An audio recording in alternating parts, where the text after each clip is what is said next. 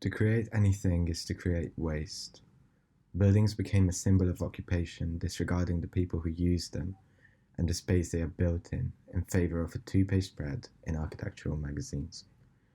We have created a society and an island where we recognise the temporality of our own occupation. We actively prepare for the disintegration of our own culture. After all, dystopia is our only possible future. That is why it is our duty to make it easier for the occupiers to recreate our society while proposing an alternative method of designing and living. We believe that we, alongside everything we design, are an extension of our island and our society. At the end of every day, we select the items that embody our culture in unique ways and preserve them, thus consciously curating the artifacts we leave behind, instead of trying to prove our own worth to the future by creating useless monuments of occupation, like the Shard in central London, that has no use besides embodying the idea that capitalism is eternal and indestructible. We use culture as a vessel for knowledge, preserved by the objects of our own occupation and passed down readily for the next people to occupy our own island, and creating a scalable model that can be applied to people who occupy spaces around the world. We view design as a way of life to minimize the impact of our own occupation. Our knowledge on the island is shared. There is no reason for knowledge to become commodified, to be a symbol of power. Power only refers to the ability to withhold the basic resources others need. Therefore, it has no use to us.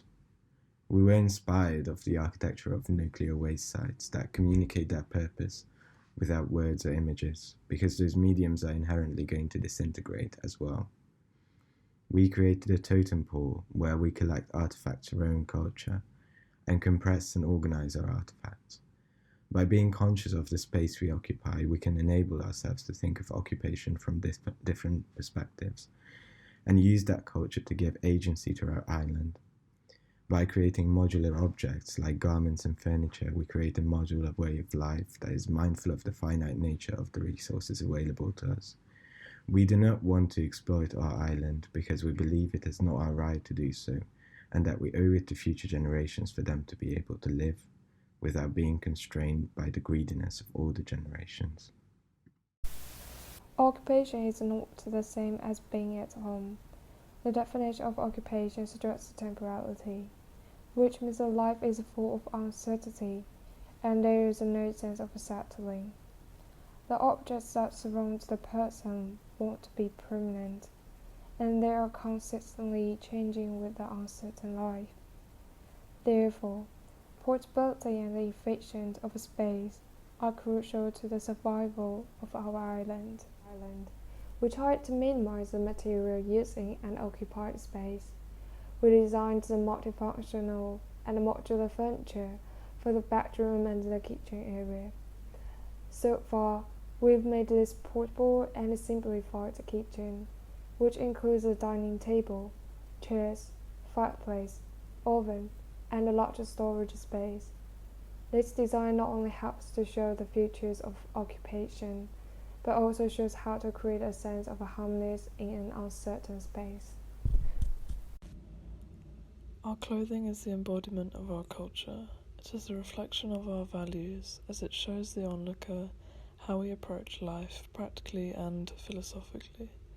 This garment was designed to show our aim to be as modular as possible with the objects we work with. It morphs and grows with us as parts are replaceable and recyclable. It can change with the seasons. The parts that have degraded over time can be changed into another form, for another use, or for another person. Remove the sleeve when it wears down and it changes.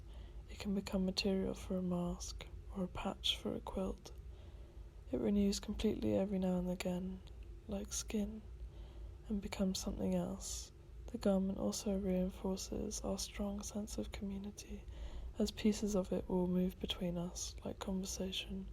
Each patch carries the ghost of its previous companion.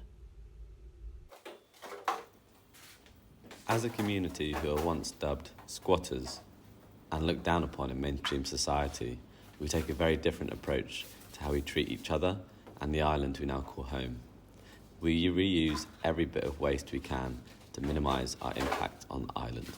We believe every object can be useful. All you need is some gaffer tape and some creativity. Cartons, cardboard, jars and bottles all can be repurposed and be useful again. When you live in a limited environment, you have little choice but to reuse what others have left behind. Where society sees waste or abandonment, we see opportunity. It's almost become a meditative practice, crafting useful objects out of discarded things. So far, we have managed to reuse many bits of waste and made them into useful things. Here I am making a mug from an old oat milk carton and a rain catcher from a milk bottle and cardboard. But the possibilities are endless. It all depends on what you find and what you need. To help us in our path to sustainability, we have constructed hexagonal columns to store our made objects as well as reusable waste. The columns can be stacked one on top of the other to form a monument to our occupation of the space, the things we've used, abused and left behind for others to find and use again. The monument also represents our practice of modular, more efficient furniture and use of space. Again, when you live in a limited environment, it is almost a duty to get the most out of your living space. The columns become active when acting as storage units during someone's temporary occupation of a space. They can be returned to their passive state, a totem pole, signifying to others on the island that whatever is within the pole is available for their use. Totem poles, by design, suggest a chronology. From top to bottom, someone who finds a pole can read who and what occurred in the space before them. This helps create a sense of community on our island, the knowledge that we must all share and care for not just each other, but the objects and things we come in contact with every day.